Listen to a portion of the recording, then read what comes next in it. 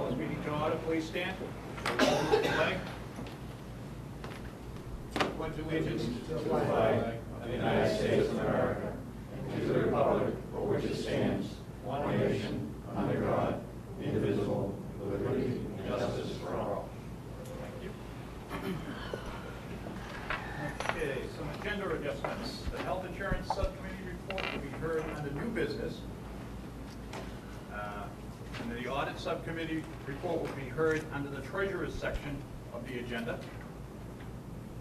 And later, we will take a roll call vote to go into executive session to discuss strategy with respect to collective bargaining or litigation, because having discussion in open session may be detrimental to the public body's bargaining or litigation session. No votes are scheduled for this executive session, and when the committee returns the executive session from the executive session, the only business will be to address a motion to adjourn. So that being said, we get the minutes. Quite a few. Let's see. I'd like to make a motion that we approve the minutes mentioned for March, April, July, and August, after reading them. We have a second. All those in favor? Aye. Opposed? Okay. Student Advisory Council. Here we go. Jessica? Hello, everyone. Hello? Just wanted to fill you in on what's going on with Student Senate. We've had 2 meetings now. Our meetings are now Tuesday afternoons after school.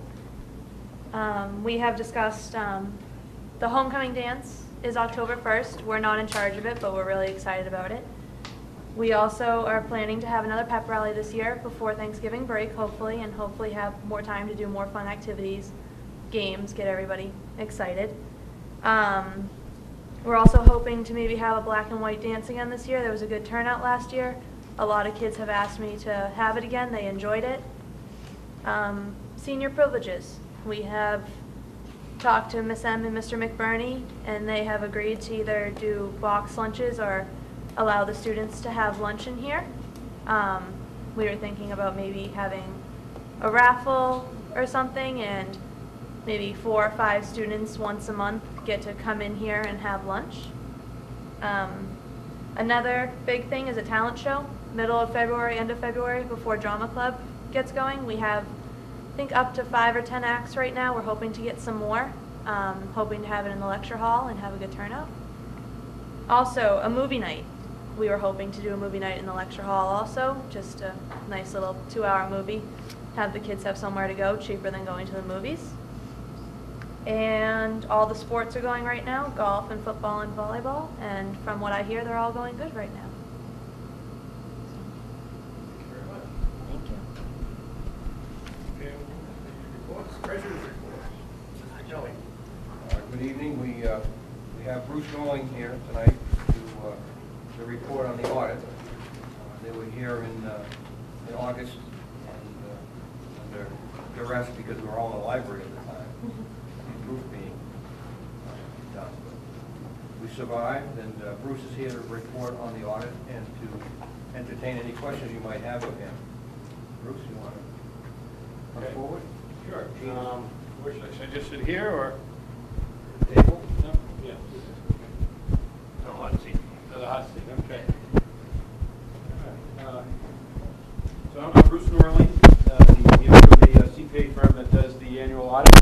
So I refer to this financial statement, and I'm going to give a brief presentation, brief highlights, and then of course anybody can ask questions during and after, because I'm not going to spend a lot of time going over the numbers. But all right, so I would like to first point out on page 30 that there was results of the approved budget for the general fund of the district for FY11. We're doing June 30/11 here, and that shows to the far right-hand column the variance being favorable budget in total, $170,000. And if you were to go up the page, you can see that there's a lot of savings in expenditures, and I say savings where you had favorable to the budget, particularly in maintenance and utilities. There's an $88,000 favorable variance, so therefore the $88,000 was not spent up to the budget. And so it all amounted to $170,000 positive, favorable to the budget, which I think is very good, especially in this day and age. We also looked at internal controls of the school district and test, even the shop and the restaurant, and found that the controls are good. And we didn't find any problems with the controls when we tested them. So part of our reports, that are in this financial statement package point out that we did not have any problems with the internal controls. We actually reported on that as well. So I think it's important that everybody should feel comfortable that the controls seem to be good, and we do test them. I also want to point out that there is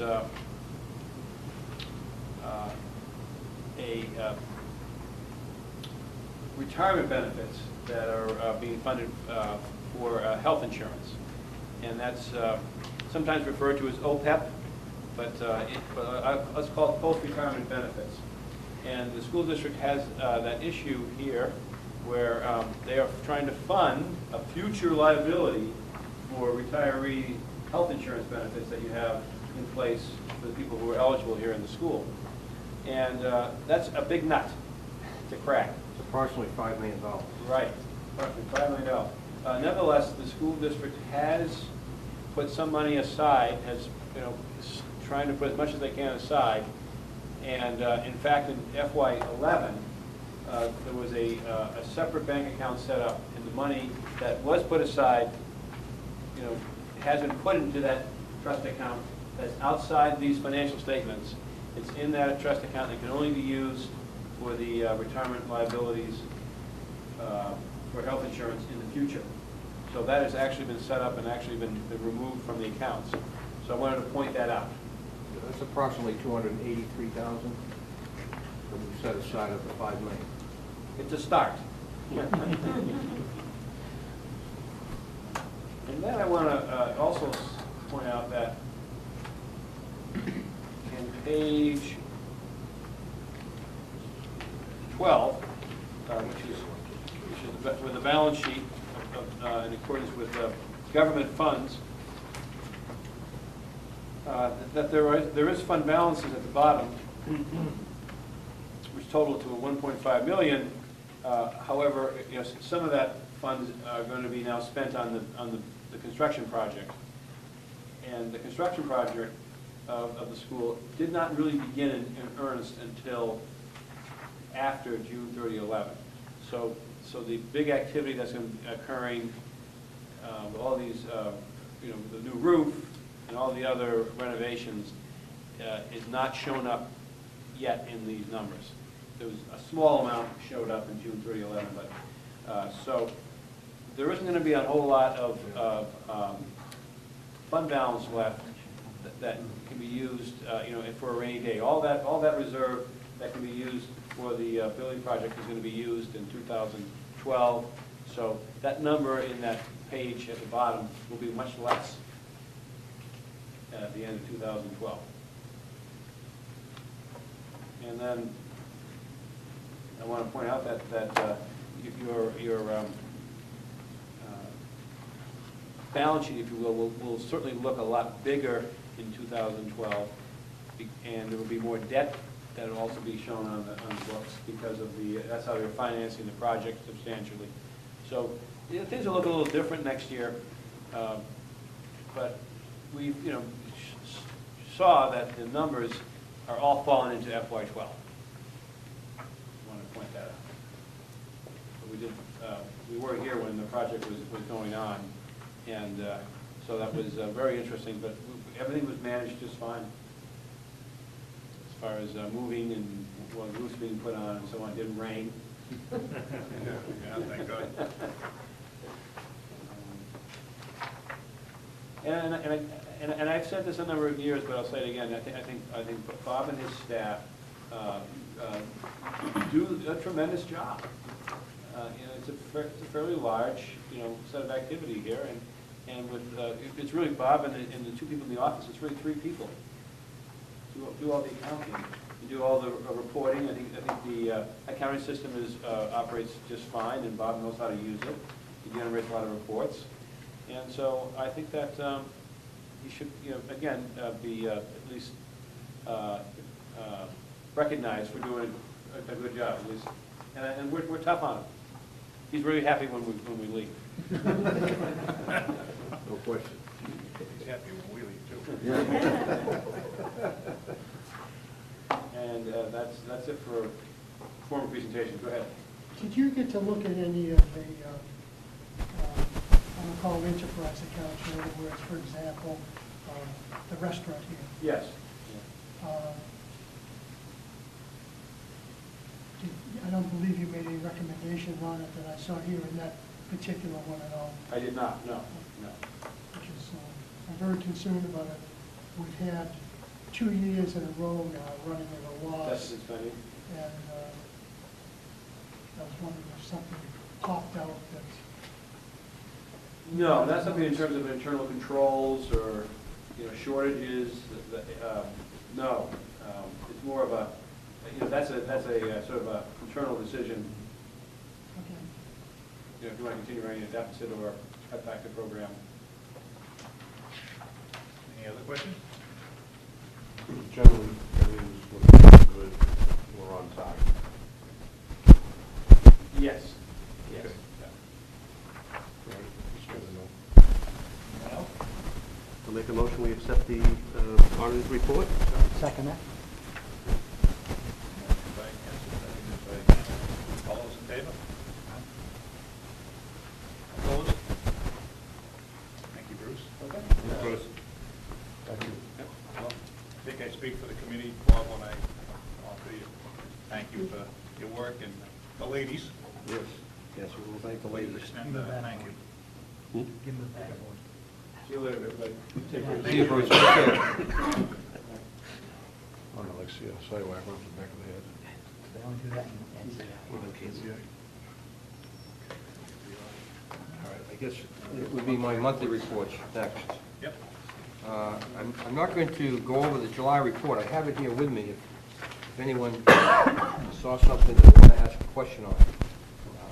Again, July and August are really not very active months as far as expenditures go. And July in particular is quiet. But I will go over August, the one with the sharpened pencils on the cover, which indicates we're ready for school, with a new superintendent. The tall one? Yeah, that's a tall one. The real sharp tall one. So we'll go to page 1, which is the summary of our financial position, and it's sad for me to report that at the end of the month, my checking account was overdrawn by $2.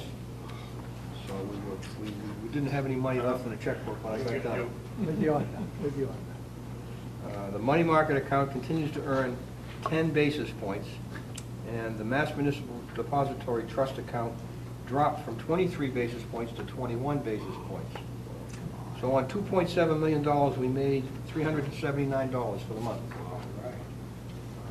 So it's really not a lot to write home about. And again, we're tight. We have a negative $2 in our checkbook. Any questions on page 1? If not, we can go to page 2, which are the revenues. Again, this is the August report. The assessments are due August 1st, the first set.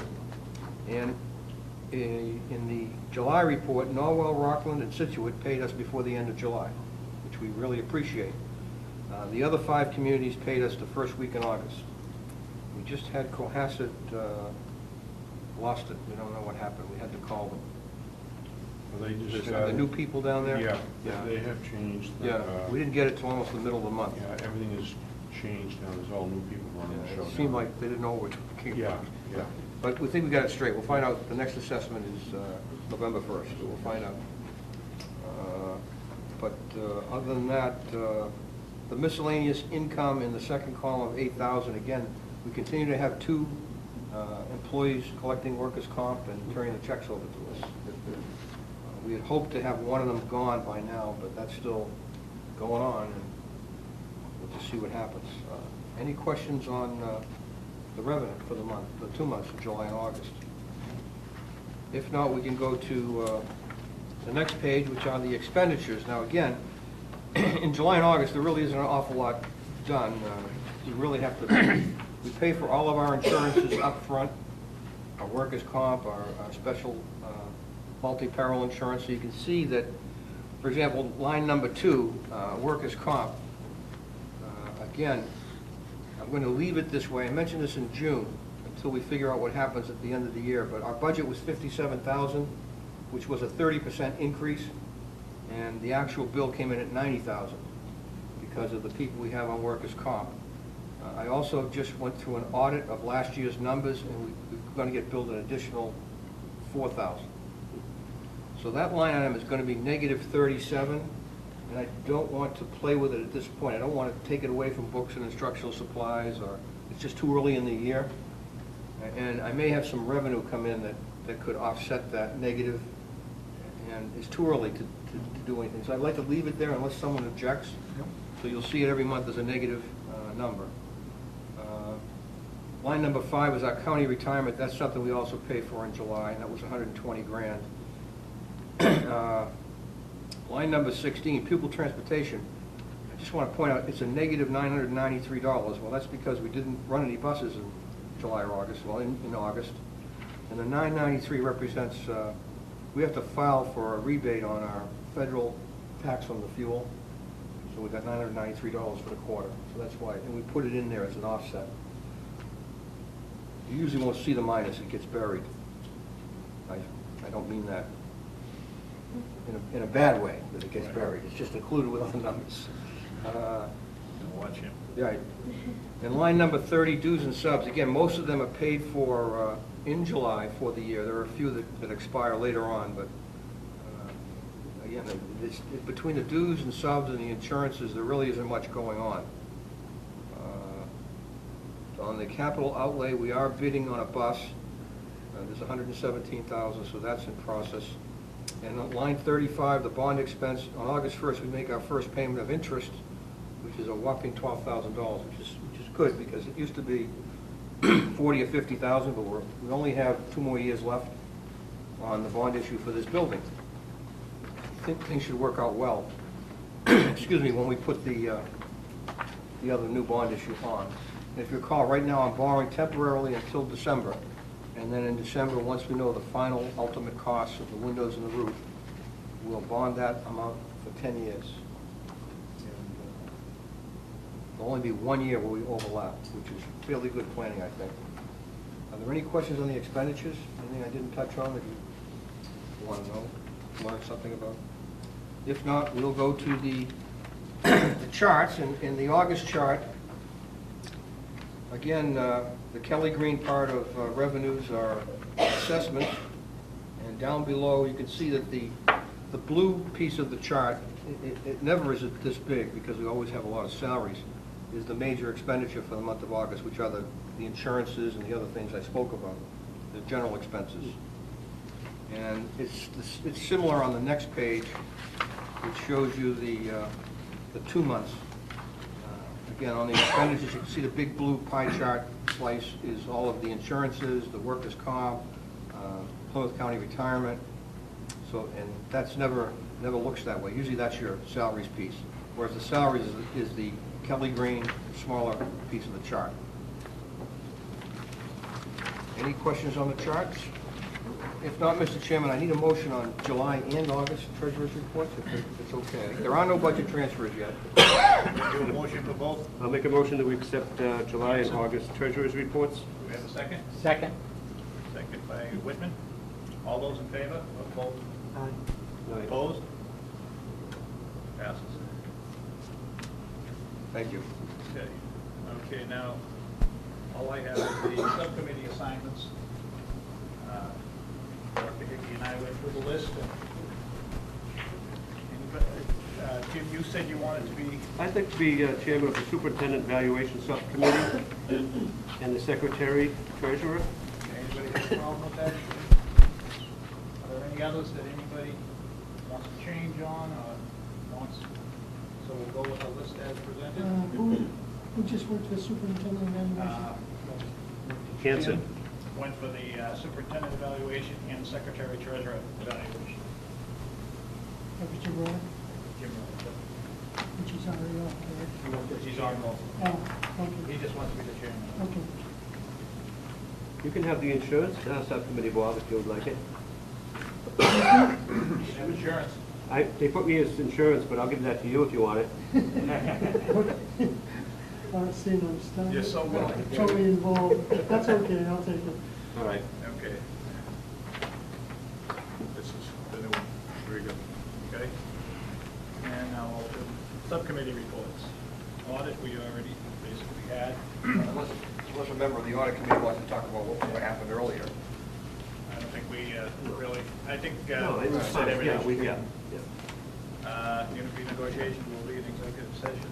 And health insurance, do you have anything you'd like to say about health insurance? We'll move that to new business. Okay, that'll go to Bob. Okay.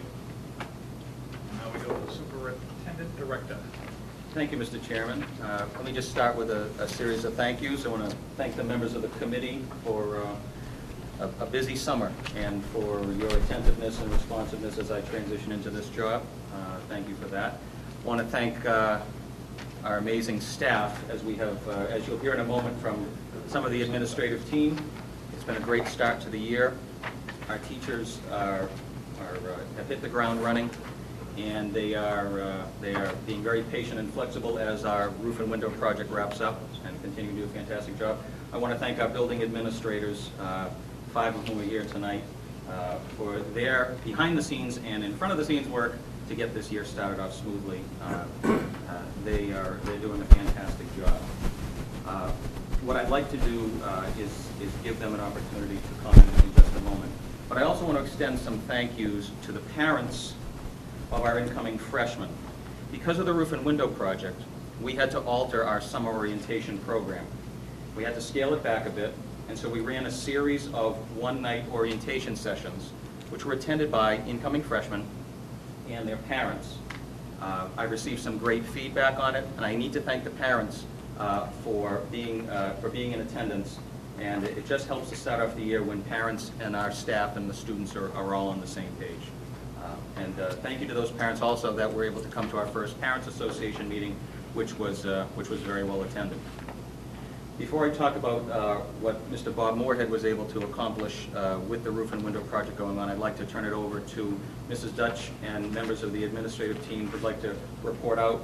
I would point out to you that when Ms. Titus comments, you'll notice in the correspondence folder that was in front of your seat that there will be a chart in there about unofficial enrollment numbers, and if she references that, you'll find it there. Thank you. Mrs. Dutch. Good evening, everyone. I'd just like to give an overview of how things have gone so far in our opening. So far, smooth opening. We had a couple of adjustments to transportation, bus stops, numbers of students on the buses, but that's all worked out. Required trainings for faculty have been completed, including the right to know law, confidentiality, emergency action plan, physical restraint policy, and special education. Excuse me. The first installment of staff training on the bullying plan is going to take place on October 5th. Fall athletics are underway, football, volleyball, and golf. Mandatory meeting with athletes and their parents has taken place, and they received the training that they needed in the new concussion law. We currently have 11 students who are in the pipeline for co-op. We have had 2 successful fire drills. Building was evacuated in well under 2 minutes both times. We did change the exits on some of the classrooms in the main hallway so that the students were exiting out the back of the building instead of out the front. And that was approved by the fire department, and we passed. So the signs have been changed, and we're all set with that.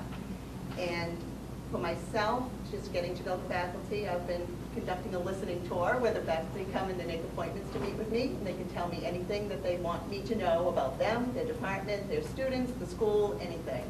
So those are going very well. I've gotten to meet with 16 faculty members so far individually, and many more scheduled. That's an overview of how things are going. Anybody have any questions? Thank you. Thank you.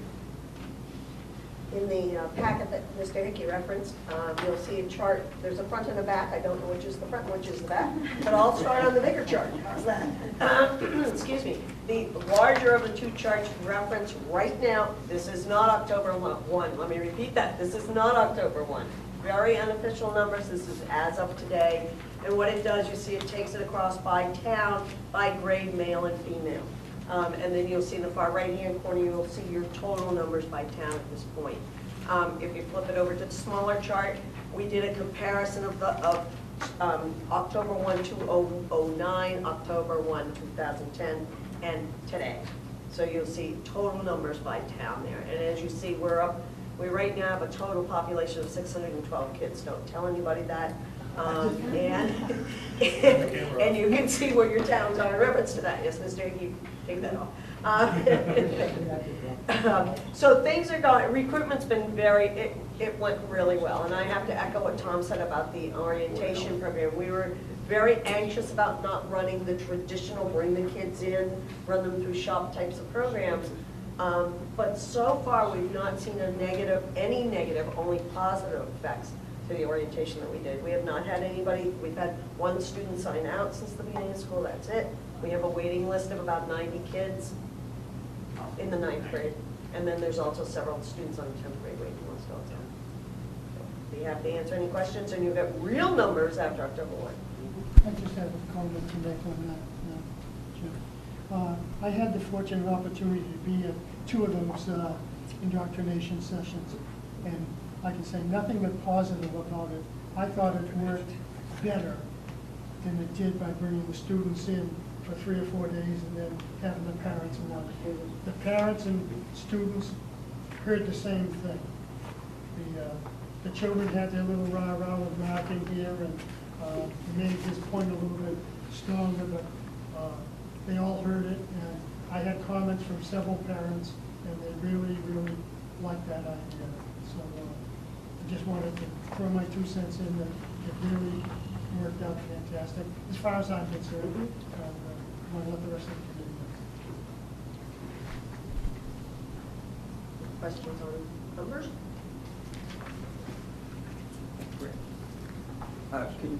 All set?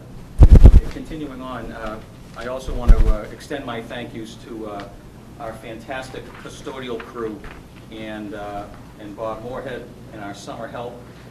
Every day over the summer was a slightly new adventure. There is a ripple effect when the project, if it rains, a series of events happen, and the custodial crew has to be deployed differently. They met the challenge every single day with, also with flexibility.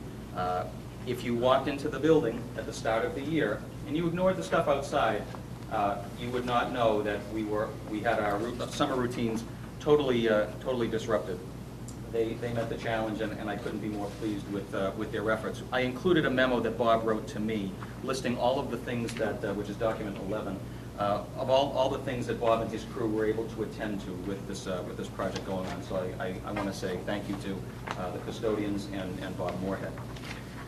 Continuing with the roof and window project, I sent you the folks at Vertex, who provide us with our project manager, have been very good about supplying me with updated information. I sent you an August report, and a few hours before this meeting, I was also sent by email a report up to date, which I put in the correspondence folder as well. In general, the project is moving along very well. There is an official closing date of the project of October 14th, and I'll be asking John Lemieux, our project manager, to come to the October meeting to provide a wrap-up of where the project is, so you can have a chance to talk with him in person. But I am very pleased. The one adjustment from the time that I wrote the memo last week is that the rooftop unit work that's going to be done over the 200 wing is being bumped to this weekend, so they will be working on that this weekend. But by all accounts, things are moving along very nicely. I want to also thank our folks who, our 200 wing tenants, our teachers and the kids there, who've been very patient with the work that's going on there. But it has not interfered at all with instructional delivery, so I'm pleased with that. Item 4 that I have here is a memo that I've included for you regarding the fiscal 13 budget process. It's certainly early in the school year, but it's never too early for us to start talking about budgeting. Basically, what I'm going to be attempting to do with our department heads and with our administrators is to start the process internally a little bit earlier. And I sent out an email to department heads earlier today We'll be using Excel documents to have department heads upload initial budget requests. It will eventually lead to the same process that this committee is used to, where I'll be presenting to you an initial budget in December. Look for your feedback in December, and then bring back some recommendations to you for a certification in January. The key for me is I want to budget the numbers as accurately as we can, early enough. What I said to staff on the opening day is, tell us what you need to get the job done. And that's the message that I'll bring here. We will deal with the economic realities as they unfold, and I will bring you a series of tiered budgets, whatever you wish, but I will start by telling you what we need here to get the job done. I'm also going to be presenting to you for a December review, or perhaps even earlier by mail, a 5-year capital plan. I will be asking all of the folks who are responsible for the various cost centers to project out beyond fiscal 13. What are the big ticket items that you foresee us needing to spend money on over the next 5 years? I'll be asking our administrators to help be very active in the budgeting process, and certainly asking for us to basically do a roadmap of the items in this school. If you go into any shop, we should be able to say, the big ticket items in this shop are as follows. They are this old, and we would project needing to replace it in 3 years or 5 years. It is not a perfect science, and it certainly is subject to review. But when we talk to the communities about the need to keep our programs current, I want them to know that we're also thinking for the next year, but also beyond, and that we will adjust accordingly. But I want to bring to you something so that you feel comfortable knowing that if you do support capital expenditures, which is a separate budgetary process, that you know where it's coming from. The budget process at the local level will conclude in mid-November. I want to give time for especially for the vocational programs, to bring budgetary recommendations to their advisory committee, which meets in the fall on November 9th. So again, a lot more activity perhaps internally here, and we'll be getting information out to you as we get closer to December. And I look forward to your feedback on that. NEASC, which is the New England Association of Schools and Colleges. South Shore Voc Tech is scheduled to be accredited to be visited by an accreditation team in October of 2013. That process actually needs to start this school year. The second half of the year, we'll be forming a steering committee, and I will be bringing to you before the end of the school year recommendations from that faculty committee on revising the school philosophy and goals. That is the one concrete thing we need to accomplish this year. What Margaret and the team will bring back for next year is a slate of probably us using a lot of our in-service time to work on the self-study, which is a required process, and that will take most of next year. So we'll be starting that process with the formation of a steering committee, and I'll keep you informed about that. I've also included document 14, a memo from Barbara Jean. I told you at the July meeting I would keep you updated on some of the OSHA enhancements, and so I thank Barbara Jean for following up on that. And also in your packet, you will find document 15, which is an updated administrative organizational chart.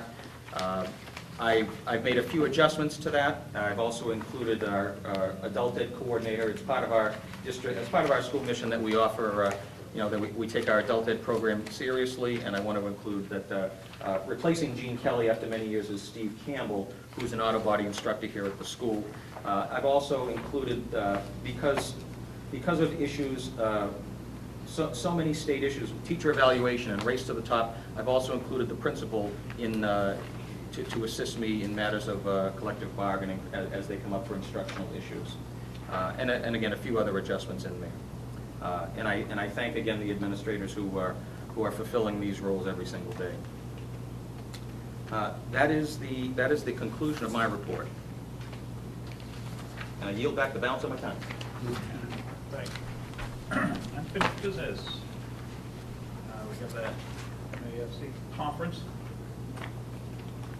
Anybody plan to attend that? We get Stan? Mr. Chairman, I would recommend a motion, seeing as we have a, yes. Yep. I just want to make sure we I'll have. make a motion to appoint Dan Salvucci to be the delegate. We have a second Hanover. All those in favor of appointing Dan? Aye? Opposed? Thank you. Okay. Congratulations, Jan. Every year, Service well. you'll get my report. Okay. All right, put it on the agenda. Okay, so Mr. Chairman, if I can continue, I would ask for, I would ask you to support my recommendation for an out-of-state field trip for our cosmetology department going to a show in Rhode Island. Make the motion that we, Second. Hanover, and second by Norwell. All those in favor? Aye. Aye. Opposed? There you go. Thank you.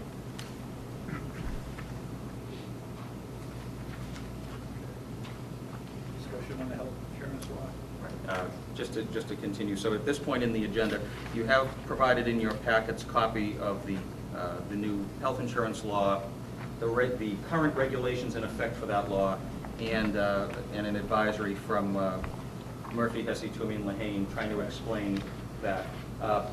Mr. Chairman, again, I want to thank the staff members and the members of the school committee who have rolled up their sleeves in an attempt to understand what the law means. It's on the agenda tonight to give members of the health insurance subcommittee and the full committee an opportunity to report out and make sure everybody has the same information. Any questions? Could I just make a comment, Mr. Chairman? I haven't read a lot of this stuff. It's still in a fluid state. I think it's something we should seriously consider, but at this time, I personally would like not to be the first one to do it. And I want to see, in particular, there is a committee that gets formed with a representative from the Secretary of Administration and Finance. I want to see how that process works. I think it would behoove us to sort of watch that right now. At least that's, Wait and see. that's how I feel. You know, we're doing everything that comes in. We're reading, we're studying, and we're trying to keep up on it. I've got some words on it, and what the chairman wants to. Yep. Go ahead. Fit it in now. I think you want to do it now? Yeah. The Group 2 negotiating team, Group B, came to the conclusion that there's just too many things to get done in order for us to even accept the statute that lets us go into it at this time. So I'm going to recommend that we do nothing at this time until we get all the necessary information put together. And Bob Kelly's office staff has got an awful lot of work to do. And we have to get information from all these ABCs and PEPs and all that. Need a degree in just reading it. And retirees group and everything. So we can't really do anything until all those ducks are in order. And doing a little research on it, nobody has joined GIC since this new law has come out. It was all prior to that. Everybody's in a quandary of what's going to happen, and with negotiations with their unions and so forth. But I would make a motion that we table this until we can get further information and get our ducks in order. Do we have a second? I'll second the discussion. If you table it, it comes up automatically next Right. month. So If we table it, will come up next month. that's to come up next month. Okay. That's what you want to do. So if you want to make a motion to table it? Well, I'll make a motion we indefinitely postpone it then. Okay. Then it won't have to stay on every month, and we can just bring it Okay. up when it becomes an issue. I'll Okay. second that for discussion. We have a second from Whitman. All those in favor? Discuss it? Discussion. Discussion. Bob, one question is there a time limit when we can sign, we can enter into possible going into the GIC? In other words, When I read, you can accept the law at any point. at any point, I mean, if we And then- postpone it for 6 months and all of a sudden we would have had to accept it or started the process within 2 or 3 months, we've missed the window of opportunity. Well, you only can go in twice a year, Okay, July and November. okay, so actually, So I you will, wouldn't we'll get look there at this November. again in November. You might get there next July, Okay, but the windows are short, and that's because there has to be a lot of discussion back and forth between the employees and us, and between this other committee and everybody else. You need at least 70 days from when discussions begin. And that could put you in the middle of the window when the time frame opens up for us to join. So you Okay. may have all your ducks in order, but you may have to wait another 6 months before you actually join it. My question is, if we've negotiated a contract, can we still do it? Yeah, but you have to go by the law, and the law says you can only join certain times. So, I Okay. mean, All the right. law would prelude what you negotiate Okay, and tell you when you can go in. okay, thank you. That answers my question. Any other discussion? Mr. Chairman, let me just add that I attended a Mayflower Municipal Health Group meeting, and I would expect, from what was reported out at that meeting, that the Mayflower Municipal Health Group will be also looking at the current plans that we offer. And the suggestion is that the insurance carriers are responding to this law, recognizing that the market might drive municipalities out of joint purchasing groups to the GIC. So that's one big duck to wait to get in a row before we do anything. Okay. Any further discussion? All those in favor of the motion, say aye. Aye. Anyone opposed? Motion carries. Okay. Mr. Chairman, other than Bruce saying that Bob Kelly did a great job, I think the high point of tonight is something. Right, how much does he pay you? I think the high point of tonight is the next section of of new business. I'd like to make a regular feature at our meetings, what I would call employee spotlight, where I would like to bring in members of our administrative staff, teaching staff, and support staff, either to recognize them for special projects they're working on, or to give you a view of what's going on in the school. Certainly, it's helpful for me to report out in a Reader's Digest format on what's going on. It's even better when you can hear from the people who are actually doing it. And so tonight, I'm pleased to, many of you know Crystal Paluzzi, our technology director, and I'm very grateful that she's taking the extra time tonight. If she wasn't here tonight, she would be at home, probably doing some work on her laptop, maybe pretending that she takes time off. But instead, I've asked Crystal to come here tonight to show you a little bit about how we're using technology here at school and how it's changing the way we communicate our various efficiencies and also with instructional matters. So thank you, Crystal. Thank you. We're going to give the technology a moment to warm up. There we go. You want the lights dimmed a little? And I apologize for the movement. This room isn't very conducive to a presentation. As Tom just said, he asked me to just talk a little bit about what I do, what my job is. I found this wonderful quote that I think encompasses how South Shore Tech thinks about technology and how I feel about my job. It says, if we teach today as we taught yesterday, we rob our children of tomorrow. My job as technology coordinator here is to make sure we have the resources, the hardware, the infrastructure to allow our teachers to use the innovation and technology that our children deserve so that they can operate in this 21st century community that's gone from, old textbooks to technology we can't even imagine. Start off with a little bit. It used to be we had a nice little classroom, a frank book, and some books. We were done. It was easy. Nowadays, it's not quite so easy. We have communication devices, lots of hardware. The cafeteria, you need an account to eat lunch. Laptops, wireless access points, smart boards, instant response systems, and a lot of software and hardware. This is just a little piece. I could have made this slide last for probably 20 more minutes. But these are all things that through the resources you have provided and the budgeting that Bob Kelly does so well, our school's very fortunate to have this technology. It's no joke, I hear about other schools really struggling, and one thing I can say, the commitment to technology from this committee is phenomenal. Our teachers and our students are really lucky to be in this school, to be able to learn and use the resources that they have. The next few slides, I'm just going to talk about the big projects I worked on over the summer. It was hard to really pinpoint what I wanted to share with you, so I figured I'd just start. One of the biggest things we did is I made a switch from using an in-house email system to a new program called Google Apps. It's not that new, but new for us. The impetus for that was twofold.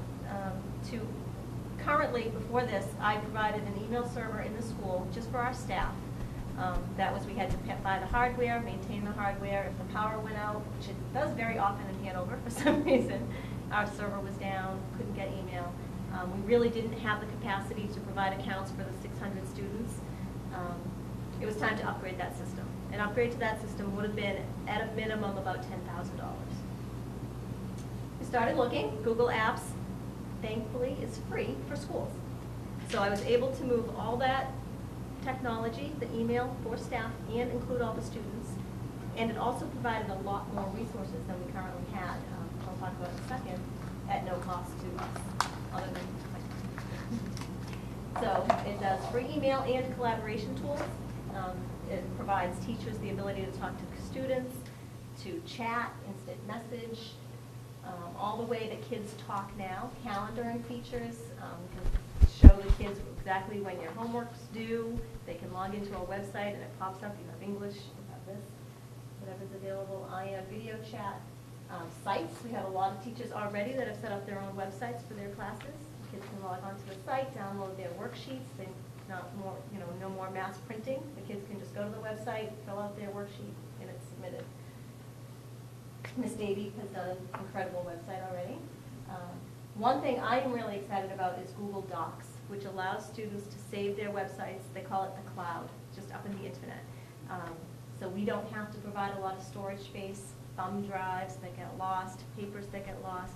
They save their files to the cloud from any computer that has internet access. They can download their English essay that they wrote in freshman year, put together a portfolio, and store all the work that they've completed over the past 4 years. And video, so it allows the teachers to create video libraries, so if they want to show videos in their classes. Or if Tom wanted to record a video that all the students had access to, it would be right there in the school homepage, and they could watch it. So this is really, it's changed, so we're getting there. We're going over the bumps. I'm running some classes every Tuesday after school, getting into a lot of classrooms with the students, which I love to do, so that's been great. But so far, I think it's going well. Any questions on this? Yes?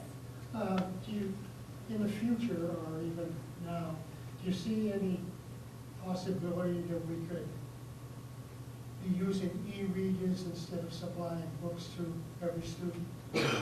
Bob Kelly and I just had a conversation about that. And we also have a pilot project going on right now with a core group of 18 students right now that are using e-books. They have laptops, and just to see how it goes. So we're running this course this year with this 20 kids to see how it goes, and we'll think about expanding that if it works I was out well. thinking like those small notebooks they have, the $200 or $300. Even, because I'm an e-book fan myself. Me too. So, There's some financial issues, Yeah, as the Bob problem- said. We've been looking at it now for 2 years. The issue is each e-book needs to have a credit card attached to it. And we can't do that. So we're trying to figure out a way. And most schools that use Kindles or iPads, they make the parents provide the iPad or the Kindle for the child with the parent's credit card on it. So if they download a book, it gets charged to their credit card. But we can't do that, and Kindle and everybody else, Amazon is bending a little bit, which is this trial program she's gonna try, and Amazon is Kindle. So we're looking at those things. I think it would save us a lot of money if we could go to e-books, and it would be very beneficial to the But, children. my thought is maybe they would have the licensing like they do on your computer programs where we could purchase a license for they X don't- number of books. They don't They have don't that have that. currently. I've Yeah. had a lot of conversations with Right. Amazon. Right now, it looks like we've got them to agree to give us a corporate account where if, the English department wants to buy 20 copies of an ebook, we buy those 20 copies, the teacher has to Send them a download purchase them. order. Yeah, it's all about the approval process and how we purchase things. Right. It's a total shift in the way we used to buy things. You write a check and they send you something. That doesn't happen anymore, so the laws and the technology really haven't come together yet, but we're working on it. Well, if they don't allow a PayPal, Because you don't know what the person's gonna use it for. It's taxpayers' money. You can't give them a card and say, go. no. Parents can set up their own PayPal. Oh, we have not involved parents at all at this point, and everybody I ask say they don't want to do that. If my child was here, I would not give my child an open credit card, my credit card. I wouldn't do it. No way. It's a work in progress, but we don't want to do it. it's a work in progress, but the committee needs to know. But what We've I'm been saying looking is at it, that and we're trying. PayPal or whatever you call it, You you put $100 in it, and you know that's all, they can't go any more than But that. a municipality can't do that. Exactly. And we can't say to a We kid, can't give well, someone you can't be $100. in this English class because your parent doesn't have the credit to set up a PayPal account. So it's, Yeah, I know mine, I have Sony. I have to get my wife to download them to her computer, and then, you know, my son taps on it and gets the same book I do, but I haven't read anything that's prohibited, but it works it is very great, well. and it, we will get it. Crystal, are there similar restrictions, say, with iPads and textbooks? Yes. Okay. Textbooks are a little different because it's you know, you buy it from the textbook company, Right. but they still, right now, they're mostly in CD format. So the Okay. textbook comes on a CD, and then we would have to load that on the device, Right. which you couldn't do on an iPad or a Kindle. So they have, that technology hasn't caught up? Right, that's why we did this pilot group with laptops and not, it would have been great to do it with an iPad, but there's just not enough apps yet available, and it would limit what the kids could actually do. They could play lots of games, but as far as textbooks, not there yet. Oh, I gotta install my quick time, sorry. The next big project I did this summer was a network upgrade. I've been here, this is the beginning of my 10th year, and the same infrastructure is in place since I started. So I partnered with Oakers, which is a local company out of Brockton, and they came in and helped us. We rewired the fiber backbone. I say 10 years, it was probably more 11 to 15 years old. We could actually keep most of the existing fiber that was there. We just re-spliced it and freshened it up a little bit. So we didn't have to, you know, rip everything out of the building. But what that does is gives us connectivity from, you know, one end of the building to the other. We also purchased state-of-the-art switches, which is a picture of the switches are right there. An example, it's hard to explain some of this, but the switches we had in place ran at 10 to 100 megabits per second. These run at a gigabit, so it's 1,000 times faster capacity than what we had before, which is going to support all this added internet connectivity, video streaming, security cameras. The amount of network traffic in this building is huge, so we really needed that in place. These switches also allow us to really increase the security in the building. A VLAN is a virtual network, so what that has allowed me to do is separate the traffic to the security cameras from the traffic to the kid that's Googling something. You know, so make sure that those security cameras always have access to record the activity they need to record. In addition, it allows me to recognize if a person on a computer is a teacher, a student, or an administrator, and I can give them different levels of access. You know, we want a teacher to be able to use YouTube and show a video in class. We don't want a kid to use YouTube to see whatever the kids want to see. So I can lock that down now, which has been a huge help. Before I had to lock it down for everybody, so I couldn't let teachers access YouTube even though it was for educational value. Now we can do that, which is great. We also did a wireless site survey, so we walked around the building with little antennas, and it was really geeky, to find where we need to put access points to get a complete wireless coverage in the entire building. We're not there yet because we have to buy the devices, but at least I know where they need to go. Right now, I put them at prime locations where the mobile devices are used most often. We have 12 more coming that we just ordered, and that should give us about 90% coverage of the building. We removed a wiring closet that was in a classroom. Ms. Borges is very happy. That was it was in the corner of an English classroom, all these wires and cords. We took that out completely, which wasn't the appropriate location for it. And this is my favorite, cleaned up and organized all the closets. If you want to take a look at one of my closets, the wires are all color-coded. You know, if it's blue, it's for a classroom. If it's red, it's for a wireless. If it's gray, it's for a video camera. It's nice and neat and clean. And the second to last project we worked on was an iPass upgrade. Sorry? No Kelly Green wires? That's all. That's all we have. Only in the business office, right to his desk. Yeah. iPass is our student data system where we store all of our biographical information. It stores everything. Without iPass, I don't think the school would run. The bus routes, IEP information. We worked all last year on a grading initiative led by Tom and some Mr. Mahoney, Mr. Scopoletti, teachers working together to look at how we assess our students. And one of the things we decided that, or the team decided that we really wanted to be able to report to parents is, what does the kid know and what is their work ethic? Those are the two things that our school's concerned with. So we wanted to be able to report that to parents on a report card. Sounds easy enough, but the program couldn't do it. So over the summer, we worked with iPass, with a vendor, to customize the software to suit our needs.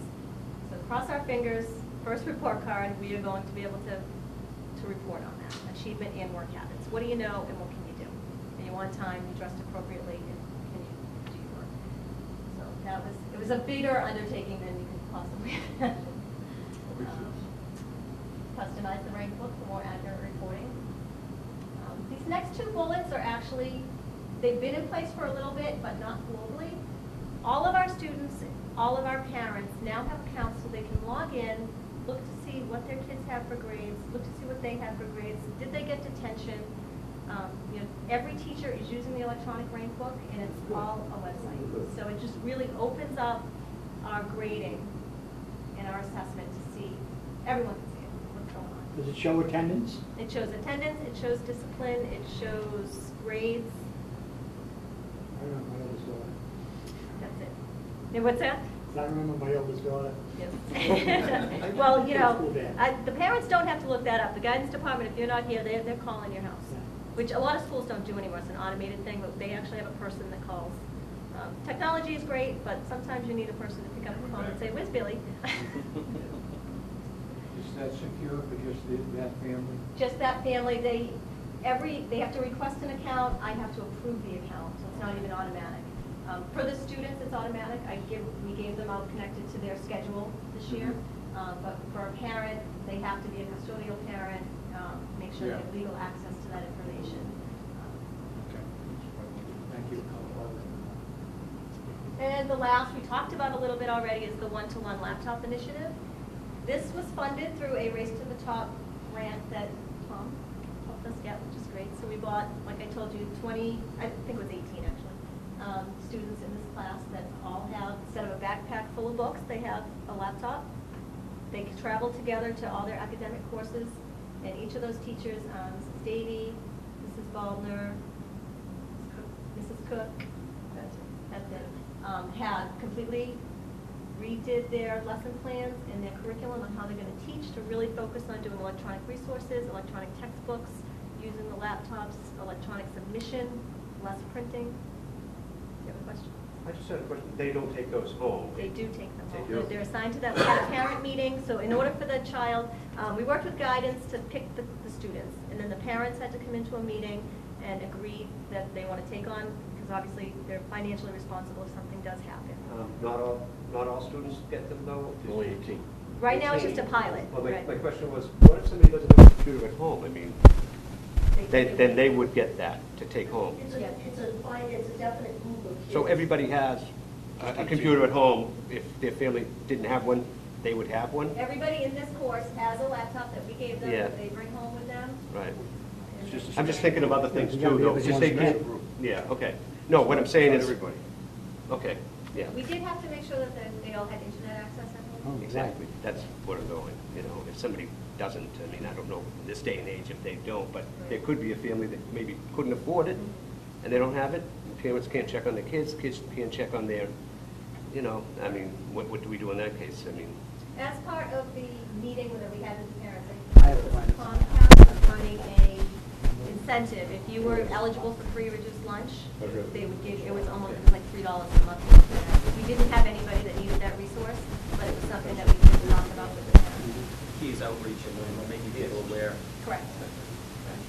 And we also have the libraries open, you know, before school, after school. We make sure the kids know where they can go to get internet access if they don't have it. Yeah, I think I had some photos here. Yep.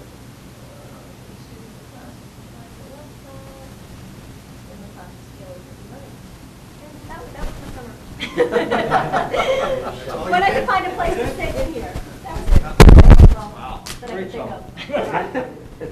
It sounds like you're going a long ways with this, and you're doing it step by step, and you're going at a good steady pace, not fast, not slow, but you're working on it step by step, and that's good. That's very good. I was See, when I gonna- first started here, it was me trying to get, I used to send a trivia question to make teachers answer their email, and now I'm finding my job is really transitioning to, it's true, but now, you know, these teachers and the students, they want technology to do, they're pushing me, and they're pushing the not me, and when we call iPad, they cringe, because they know we're gonna be asking for something above and beyond.